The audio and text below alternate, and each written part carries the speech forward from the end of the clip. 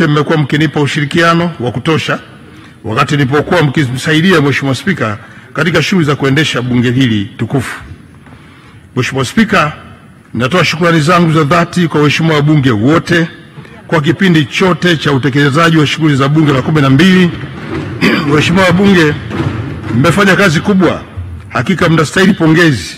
Maoni, ushauri na michango yenu katika mkutano huu wa bajeti, licha ya kugusa maisha ya wananchi wote, imekuwa ikitoa mwelekeo sahihi katika mpango wa utendaji wa shughuli za serikali. Pia nawapongeza kwa kazi kubwa mlioifanya tarehe 24 Juni 2025 ya kupitisha kwa kura ya ndio bajeti ya serikali ya mwaka wa fedha 2025/26 ya shilingi trilioni 56.49 kwa asilimia 98.7.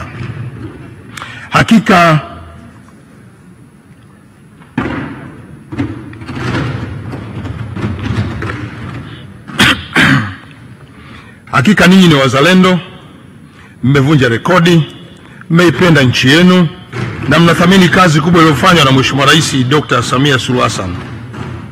Niendelee kuwashukuru sana waheshimiwa wabunge wenzangu kwa ushirikiano, mshikamano mlionipa wakati wote nikiwa nikitekeleza jukumu langu la kiongozi wa shughuli za serikali hapa bungeni.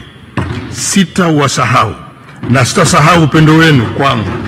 Inshallah Mwenyezi Mungu atawajalia kila lenye heri katika jambo lenu. Mheshimiwa Spika, kwa upande wa utekelezaji wa miradi ya maendeleo, waheshimiwa wabunge wamekuwa wakifanya ufuatiliaji wa miradi kwenye majimbo yenu kwa karibu mno. Kila mbunge aliwajibika katika kuhakikisha kuwa upatikanaji wa maendeleo ya haraka kwa lengo la kuinua ustawi wa jamii, ustawi wa wananchi wote umefanyika. Mheshimiwa Spika, samahani, asante sana. Poleni. Mheshimiwa Spika, kama Waswahili wasemavyo, kila mtenda wema atakumbukwa kwa wema. Niwaombe wananchi wote, endeleeni kuwaunga mkono wabunge wetu huko majimboni. Hakika waheshimiwa wabunge mmetenda mema kwa kuwakilisha mema majimbo yenu na mnastahili kukumbukwa kwa wema wenu. Mheshimiwa Spika, kwa heshima na taadhima, naomba nitoe shukrani zangu za dhati kwa Mheshimiwa Dr. Samia Suluhu Hassan, Rais wa Jamhuri ya Muungano wa Tanzania, kwa uongozi wake uliotukuka. Wakati wote amekuwa akinipa maelekezo yenye tija na kuifanya kazi yangu na kuwa nyepesi. Mheshimiwa Spika, sina shaka nyote mtakubaliana nami kuwa hulka yake na ustahimilivu wake umekuwa faraja kwetu sisi wasaidizi wake, watumishi wote wa umma na Watanzania wote kwa ujumla. Isitoshe, Mheshimiwa Rais wakati wote amekuwa nguzo wa kuimarisha mshikamano na umoja katika taifa hili. Mheshimiwa Spika, namshukuru sana Mheshimiwa Dr. Philip Isdor Mpango, Makamu wa Rais wa Jamhuri ya Muungano wa Tanzania, kwa ushirikiano wake alionipatia wakati wote nikitekeleza majukumu yangu. Busara zake na weledi wake umekuwa msaada na mfano wa kuigwa katika utendaji wa kazi serikalini. Mheshimiwa Spika, vile vile nitumie nafasi hii kumshukuru sana Mheshimiwa Dr. Hussein Ali Hassan Mwinyi, Rais wa Zanzibar na Mwenyekiti wa Baraza la Mapinduzi, kwa ushirikiano mkubwa alionipa wakati wote. Kadhalika nitoe shukrani zangu za dhati kwa Mheshimiwa Hemedi Suleiman Abdullah, Makamu wa Pili wa Rais wa Zanzibar, ambaye amekuwa mwenyekiti mwenza katika kamati mbalimbali za kitaifa na kufanya kazi pamoja, yeye pamoja na ofisi yake Makamu wa Pili wa Rais kule Zanzibar, kwa ushirikiano wao wakati tukitekeleza majukumu yetu ya pamoja kama wenye viti wa kamati mbalimbali za kitaifa. Mheshimiwa Spika, vile vile niendelee kutoa shukrani zangu kwa Mheshimiwa Dr. Doto Mashaka Biteko, mbunge, Naibu Waziri Mkuu na Waziri wa Nishati, kwa ushirikiano mkubwa katika usimamizi na uratibu wa shughuli za serikali. Nikiri kwamba Mheshimiwa Biteko amekuwa msaada mkubwa kwangu katika kutekeleza majukumu ya ofisi ya Waziri Mkuu kwa ufanisi mkubwa. Mheshimiwa Spika, ninaomba sasa nitumie nafasi hii kuwapongeza Mheshimiwa William Vangimembe Lukuvi, mbunge, Waziri wa Nchi, Ofisi ya Waziri Mkuu, Sera, Bunge na Uratibu, na Mheshimiwa Umi Hamisi Nderiananga, mbunge, Naibu Waziri wa Nchi, Ofisi ya Waziri Mkuu, Sera, Bunge na Uratibu, kwa kazi mzuri walioifanya. Pia ninawashukuru kwa kunisaidia kutekeleza majukumu yangu wanaposimamia dhamana ya Sera, Bunge na Uratibu katika Ofisi ya Waziri Mkuu. Mheshimiwa Spika, kadhalika nitoe shukrani za dhati kwa Mheshimiwa Ridhiwani Jakaya Mrisho Kikwete, mbunge, waziri wa nchi ofisi ya waziri mkuu, kazi, vijana, ajira na wenye ulemavu, kwa pamoja na Mheshimiwa Petrobas Pasco Katambi, mbunge, naibu waziri wa nchi ofisi ya waziri mkuu, kazi, vijana, ajira na wenye ulemavu, kwa kunisaidia kusimamia dhamana ya kazi, vijana, ajira na wenye ulemavu. Ushirikiano wao umekuwa chachu ya mafanikio katika shughuli za kila siku za ofisi ya waziri mkuu. Kwa mara nyingine nawashukuru sana. Mheshimiwa Spika, nawashukuru sana pia Wanaruangwa kwa kuniunga mkono na kunipatia ushirikiano katika kipindi chote nilipokuwa nikitekeleza majukumu ya waziri mkuu wa Jamhuri ya Muungano wa Tanzania. Ninatambua wakati mwingi nimekuwa nje ya jimbo letu nikitumikia taifa, lakini Wanaruangwa wameendelea kuniunga mkono. Nitumie nafasi hii kusema asanteni sana, na muomba Mwenyezi Mungu azidi kuimarisha mshikamano uliopo kati yetu sote, na naomba kuwajulisha kuwa nakuja kuchukua fomu na kuomba ridhaa yenu.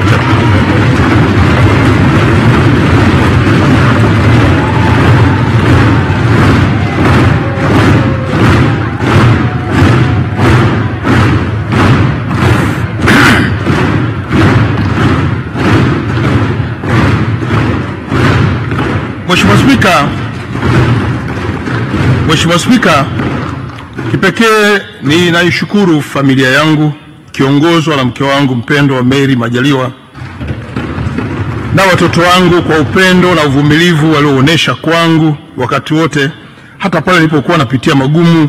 Mliendelea kunionyesha upendo wenu. Kwa hakika upendo na mshikamano wenu umekuwa ukinipa nguvu ya kutekeleza majukumu yangu ya kumsaidia kazi Mheshimiwa Rais, kukitumikia chama changu, Chama cha Mapinduzi, na kuwatumikia Wanaruangwa pamoja na Watanzania wote. Asanteni sana na washukuru na watakia kila laheri. Salamu za pongezi. Mheshimiwa Spika.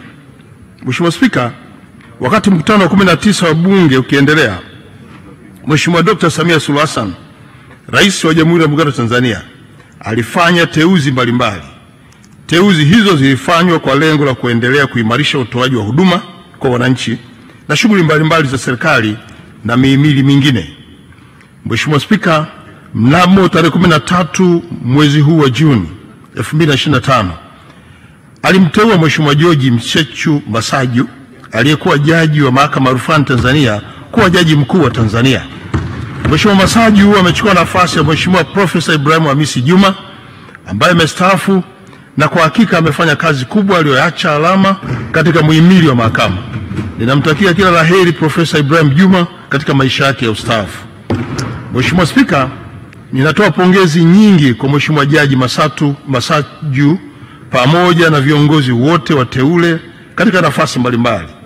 Aidha, nitumie nafasi hii kuwatakia wateule wote kila laheri katika utekelezaji wa majukumu yao ambayo ni mapya, na kuwakumbusha wajibu wao wa kutanguliza mbele maslahi ya taifa letu na wananchi wote kwa ujumla. Mheshimiwa Spika, itakumbukwa katika mkutano wa Shirika la Afya Duniani Mei 18, 2025 Geneva, Uswisi, pamoja na masuala mengine, ulifanyika uchaguzi wa kumpata mkurugenzi mkuu wa Shirika la Afya Duniani kanda ya Afrika. Kwa mara nyingine, Tanzania iliendelea kung'ara kimataifa baada ya Profesa Mohamed Yakub Janabi, mshauri wa rais wa masuala ya tiba na mkurugenzi wa hospitali teule ya Muhimbili, kuchaguliwa kuwa mkurugenzi wa Shirika la Afya Duniani kanda ya Afrika baada ya kuwashinda wagombea kutoka nchi za Ivory Coast, Guinea, Niger na Togo. Mheshimiwa Spika, ninaungana na Mheshimiwa Dr. Samia Suluhu Hassan, rais wetu, pamoja na Watanzania wote kumpongeza sana Profesa Mohamed Janabi kwa ushindi huo. Nafasi hii imeipa Tanzania heshima kubwa, kwani imedhihirisha uwezo wa kuandaa viongozi wenye weledi ambao wanaweza kumudu ushindani kwa ngazi ya kimataifa. Mheshimiwa Spika, wakati nikiendelea na mkutano huu wa 19 wa bunge lako tukufu, mnamo tarehe 7 Mei 2025 tuliondokewa na mwanasiasa mashuhuri na mkongwe Mheshimiwa Cleopa David Msuya. Mheshimiwa Msuya aliwahi kulitumikia bunge hili akiwakilisha jimbo la Mwanga mkoani Kilimanjaro. Mheshimiwa Spika, kadhalika Mheshimiwa Msuya amewahi kuhudumu serikalini katika nafasi mbalimbali. Kuanzia mwaka 1964 hadi 1972 alihudumu nafasi ya katibu mkuu katika Wizara ya Maendeleo ya Jamii na Utamaduni, Wizara ya Ardhi na Maendeleo ya Maji, Wizara ya Mambo ya Uchumi na Mipango, pamoja na Wizara ya Fedha. Mheshimiwa Spika, vile vile mwaka 1972 hadi mwaka 1994 alikuwa waziri wa fedha, waziri wa viwanda, waziri wa fedha tena, uchumi na mipango, waziri wa viwanda na biashara, lakini pia amewahi kuwa waziri mkuu kwa vipindi viwili tofauti, mwaka 1980 hadi 1983 na mwaka 1994 hadi 1995, ambapo alihudumu kama waziri mkuu na makamu wa kwanza wa rais. Mheshimiwa Spika, nami niungane na Mheshimiwa Dr. Samia Suluhu Hassan, Rais wa Jamhuri ya Muungano wa Tanzania, kutoa pole kwa familia, ndugu, jamaa, marafiki, lakini natoa pole nyingi kwa wananchi wa Mwanga, wana CCM na Watanzania wote kwa ujumla. Tuendelee kumwombea kwa Mwenyezi Mungu aendelee kumpa marehemu pumziko la amani. Amina. Mheshimiwa Spika, wapo Watanzania wenzetu waliokumbwa na majanga mbalimbali zikiwemo ajali za barabarani. Ninatoa pole kwa wananchi wote waliopoteza wapendwa wao katika ajali hizo. Vile vile natoa pole kwa majeruhi wote na naombea kwa Mwenyezi Mungu awape uponyaji wa haraka.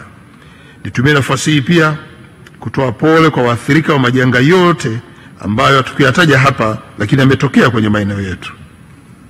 Mheshimiwa Spika, wakati bunge la 12 likiendelea kuhitimisha shughuli zake, nimefanikiwa kutekeleza masuala mbalimbali ikiwemo kujibu maswali na hoja zilizowasilishwa na waheshimiwa wabunge, kujadili na kupitisha miswada ya sheria ya serikali, kujadili na kutoa maazimio mbalimbali, kujadili na kuridhia mikataba na itifaki za kikanda na kimataifa, pamoja na kupokea kauli za serikali kuhusu ufafanuzi wa mambo mbalimbali.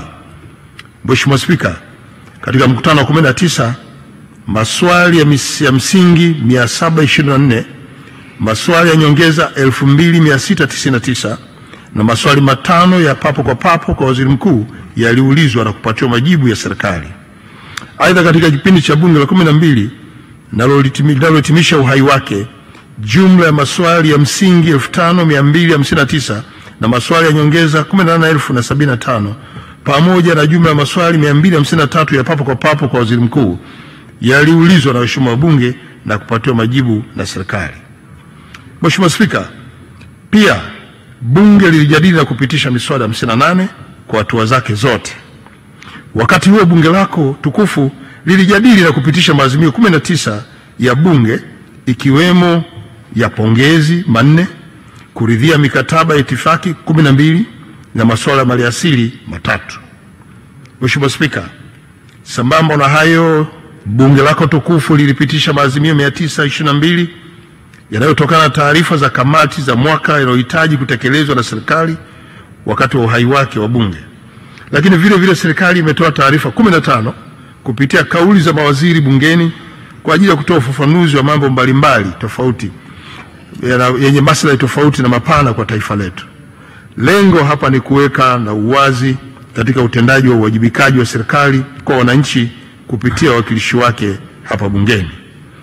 Mheshimiwa Spika, leo asubuhi tarehe 26 hii Juni, serikali imewasilisha mezani dira ya maendeleo ya taifa ya mwaka 2025-2050, na dira hiyo itakuwa zana muhimu itakayotoa mwelekeo wa taifa kwa miaka 25 ijayo. Nitumie fursa hii niwaombe wabunge wenzangu, tunaporudi majimboni tukawe mabalozi wazuri kwa wananchi kueleza mazuri yaliyopo kwenye hiyo dira. Mheshimiwa Spika, nieleze utekelezaji wa mpango wa bajeti ya serikali kwa mwaka uliopita 2024-2025. Kipekee nataka niendelee kuwapongeza watendaji wote wa serikali kwa kutekeleza kamilifu mpango wa bajeti ya serikali kwa mwaka wa fedha 2024-2025. Mtakumbuka tarehe 12 Juni 2025, waziri wa mipango na uwekezaji pamoja na waziri wa fedha walieleza bayana kwenye hotuba zao mafanikio yaliyopatikana, na kwa hakika utekelezaji wake umefanyika kwa ufanisi na kwa kiwango kikubwa. Mheshimiwa Spika, niendelee kutoa pongezi kwa mafanikio ya serikali ya awamu ya 6. Mheshimiwa Spika, Mheshimiwa Dr. Samia Suluhu Hassan, rais wetu, alipoingia madarakani alibainisha falsafa ya kazi iendelee. Sote tu mashuhuda falsafa hiyo ameitekeleza kwa vitendo kwa kukamilisha miradi iliyokuwepo na kuibua mipya. Wenye macho hawamtazama, mafanikio makubwa yamepatikana kwenye sekta mbalimbali, na siri ya mafanikio hayo ni uongozi thabiti wa Mheshimiwa Rais wetu. Mheshimiwa Spika, katika hotuba ya bajeti ya ofisi ya Waziri Mkuu nilieleza mafanikio yaliyopatikana katika sekta mbalimbali kwa upana na uwazi, ikiwemo sekta za afya, elimu, maji, kilimo, nishati, ujenzi wa miundombinu, umeme, michezo, uchukuzi. Lakini vile waheshimiwa mawaziri wakati wakiwasilisha bajeti zao walieleza kwa kina juu ya mafanikio yaliyopatikana kwenye sekta zao, sikusudii kuyarudia hapa. Mheshimiwa Spika, kwa upande mwingine tumeshuhudia waheshimiwa wabunge na wananchi kwa ujumla wakimpongeza Mheshimiwa Rais kwa kazi nzuri aliyoifanya. Nami niungane nanyi kuendelea kumpongeza Mheshimiwa Dr. Samia Suluhu Hassan, Rais wetu wa Jamhuri ya Muungano wa Tanzania, kwa uongozi wake thabiti uliowezesha nchi yetu kupata mafanikio makubwa ambayo tunayo kwa sasa. Mheshimiwa Spika, chini ya falsafa ya 4R na umuhimu wake nchini, tumeona namna ambavyo Rais wetu alipoingia madarakani aliitambulisha falsafa ya 4R, yani reconciliation, maridhiano; resilience, ustahimilivu; reform, mabadiliko; na rebuilding, kujenga upya, ikiwa ndio dira ya kisera inayolenga kuijenga upya Tanzania yenye mshikamano, lakini pia nchi yenye haki na maendeleo endelevu kwa misingi ya demokrasia na ushirikishwaji wa wananchi wake. Mheshimiwa Spika, nitumie nafasi hii pia kuendelea kumpongeza Rais wetu kwa kuimarisha uhusiano wa kimataifa na kidiplomasia ya uchumi. Maono yake katika kufikia azma ya kuiunganisha Tanzania na mataifa mengine kiuchumi na kisiasa yamewezesha kupata mafanikio makubwa, yakiwemo haya yafuatayo: moja, kushiriki kikamilifu katika mikutano, makongamano na majukwaa mbalimbali yanayolenga kuimarisha ushirikiano wa kimataifa katika kukabiliana na changamoto za kidunia. Mathalan, Tanzania ilishiriki kikamilifu katika mkutano wa wakuu wa nchi tajiri duniani za kundi la G20 uliofanyika Rio de Janeiro, Brazil, na mkutano wa 29 wa nchi wanachama wa mkataba wa Umoja wa Mataifa kuhusu mabadiliko ya tabia nchi, COP29. La pili, kuandaa na kuratibu mikutano, makongamano na majukwaa ya kimataifa, ikiwemo mkutano wa wakuu wa nchi za Umoja wa Afrika kuhusu nishati, Africa Energy Summit 2025, na mkutano wa jukwaa la mfumo wa chakula Afrika, AGF, African Food System Summit 2023. Tatu, tumeratibu ziara za kimkakati za viongozi kitaifa nje ya nchi pamoja na kupokea viongozi wa kimataifa waliotembelea nchini kwetu. Ziara hizo zimefanikisha kufikiwa makubaliano kadhaa na kusainiwa mikataba ya ushirikiano kwa ajili ya ufadhili wa miradi ya maendeleo katika sekta za kipaumbele.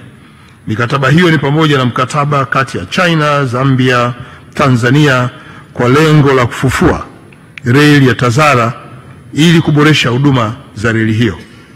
Nne, Mheshimiwa Rais wetu kupokea wenyekiti wa asasi ya siasa, ulinzi na usalama ya Jumuiya ya Maendeleo Kusini mwa Afrika SADC yenye jukumu la kusimamia masuala ya ulinzi na usalama. Chini ya wenyekiti wake pamoja na masuala mengine, tumeweza kusimamia uangalizi wa chaguzi kwenye nchi za Botswana, Mauritius, Msumbiji, vile vile Namibia. Na tano, tumeweza kuongeza ushawishi wa Tanzania katika medani za kimataifa uliowezesha kushika nafasi ya uongozi katika mashirika ya kikanda.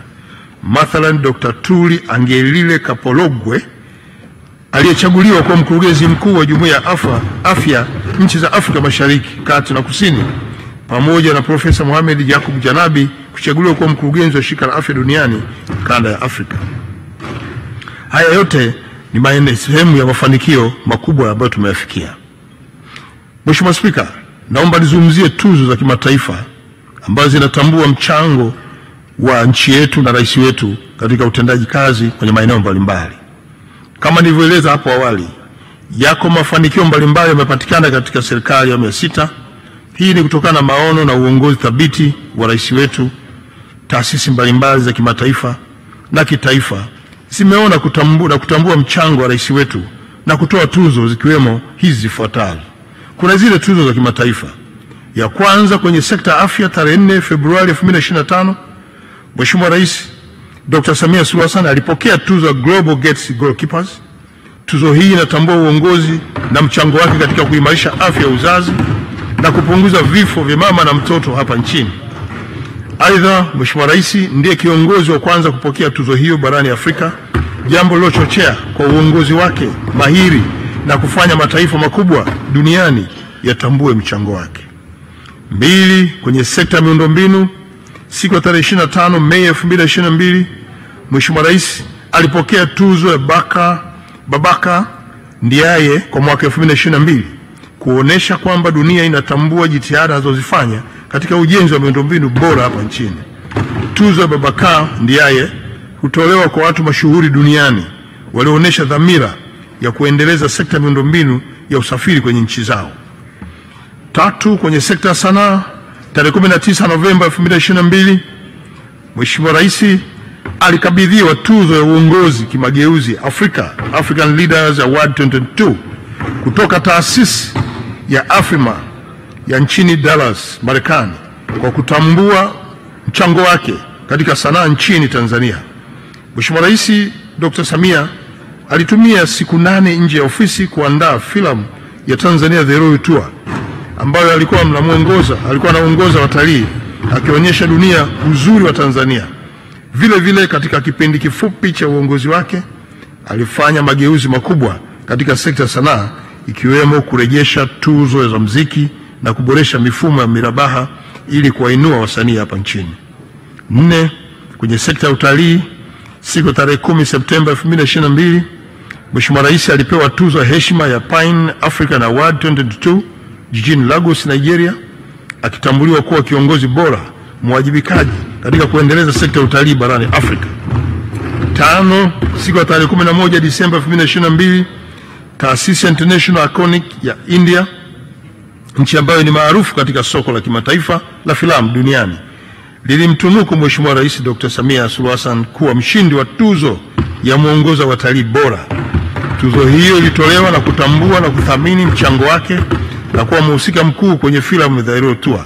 Filamu hiyo ilitangaza vivutio vya utalii vya Tanzania, hivyo kuchochea ongezeko la idadi ya watalii hapa nchini na ongezeko la mapato ya sekta hiyo hapa nchini. Tuzo za ndani ya taifa. Mheshimiwa Spika, kama wasemavyo wahenga, mcheza kwao hutuzwa. Hivyo sio tu taasisi za nje pekee, bali hata taasisi za ndani zimetambua mchango wake na kutoa tuzo, ikiwemo zifuatazo. 1. Tarehe 31 mwezi Mei 2025, Bunge la Jamhuri ya Muungano wa Tanzania lilimtunuku Mheshimiwa Rais Dr. Samia Suluhu Hassan tuzo maalum ya heshima ya kutambua mchango wake katika kulitumikia taifa na kuwaletea wananchi maendeleo. Hongera sana Mheshimiwa Spika, hongera sana waheshimiwa wabunge, hongera familia ya bunge kwa tuzo hiyo.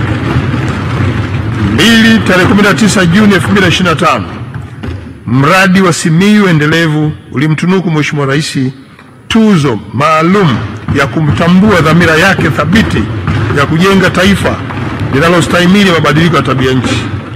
3. Wakati wa maonyesho ya kimataifa ya wakulima 88 ambayo kitaifa ilifanyika Agosti 2023 kwenye viwanja vya John Mwakangale jijini Mbeya, Mheshimiwa Rais alipokea tuzo maalum kutoka kwa mkuu wa mkoa wa Rukwa Mheshimiwa Makongoro Nyerere, aliyeikabidhi kwa niaba ya wananchi wa mikoa ya Nyanda za Juu Kusini kwa kutambua mchango wake katika kuendeleza sekta ya kilimo hapa nchini. 4. Mwezi Februari 2025, Wizara ya Elimu, Sayansi na Teknolojia pia ilimtunuku Mheshimiwa Rais tuzo maalum ya kutambua mchango, maono na uongozi wake katika kuifanya elimu kama nguzo kuu ya maendeleo hapa nchini. Na 5. Mei 11, 2024, Chama cha Msalaba Mwekundu Tanzania TRCS kilimtunuku tuzo ya binadamu Mheshimiwa Rais kuwa ikiwa ni kutambua na kuheshimu mchango wake katika masuala mbalimbali yanayogusa jamii ya Watanzania. Huku Mheshimiwa Spika, kiongozi wetu, rais wetu akipokea shahada za heshima kutoka vyuo vikuu mbalimbali. Nianze na shahada zilizotolewa kwa lengo la msukumo wa wanazuoni katika vyuo vikuu vya ndani na nje ya nchi kumtunuku shahada za juu za udaktari wa heshima. Waheshimiwa wabunge, mtakumbuka kuwa tarehe 30 Novemba 2022 Chuo Kikuu cha Dar es Salaam kilimtunuku shahada ya heshima ya daktari wa falsafa Mheshimiwa Rais na kutunukiwa shahada hiyo kutokana na mchango wake katika nyanja za elimu, afya na haki za binadamu. Mheshimiwa Spika, licha ya Chuo Kikuu cha Dar es Salaam, vyuo vikuu vingine vya nchi za ughaibuni navyo vimetambua mchango wake katika maeneo mengine na kumtunuku shahada za udaktari wa heshima. Mnamo tarehe 10 Oktoba 2023 alitunukiwa shahada ya heshima ya udaktari wa falsafa na Chuo Kikuu cha Jawaharlal Nehru kilichopo New Delhi nchini India. Mheshimiwa Spika, tarehe 28 Disemba 2023 Chuo Kikuu cha Zanzibar SUZA kilimtunukia Mheshimiwa Rais shahada ya heshima ya udaktari katika usimamizi wa utalii wa masoko. SUZA ilimtunuku tuzo hiyo kutokana na mchango wake mkubwa katika kuinua uchumi wa nchi kupitia sekta ya utalii. Mheshimiwa Spika, tarehe 18 Aprili 2024 Rais wetu alitunukiwa shahada ya heshima ya udaktari katika uchumi na Chuo Kikuu cha Ankara cha nchini Uturuki, ikiwa ni ishara ya kutambua mchango wake katika kuboresha maisha ya Tanzania kupitia mageuzi mbalimbali pamoja na kuimarisha ushirikiano wa kiuchumi na nchi mbalimbali duniani ikiwemo nchi ya Uturuki. Mheshimiwa Spika, tarehe 3 Juni 2024 Rais wetu alitunukiwa shahada ya udaktari wa falsafa ya heshima kwa sekta ya anga na Rais wa Chuo Kikuu cha Sayansi ya Anga cha Jamhuri ya Korea. Mheshimiwa Spika, tuzo hizi mbalimbali ni ushuhuda wa kazi kubwa inayofanywa na Rais wetu Mheshimiwa Dr. Samia Suluhu Hassan na kutambulisha taifa letu kikanda na kimataifa. Hakika kama nchi tunajivunia lulu hii na tunaendelea kuhakikisha kuwa taifa na Watanzania kwa ujumla kwamba tunaitunza, tutaienzi na kuitunuku kikamilifu. Mheshimiwa Spika, naomba sasa nitumie nafasi hii kutambua mchango wa watendaji wote ambao wametekeleza kwa vitendo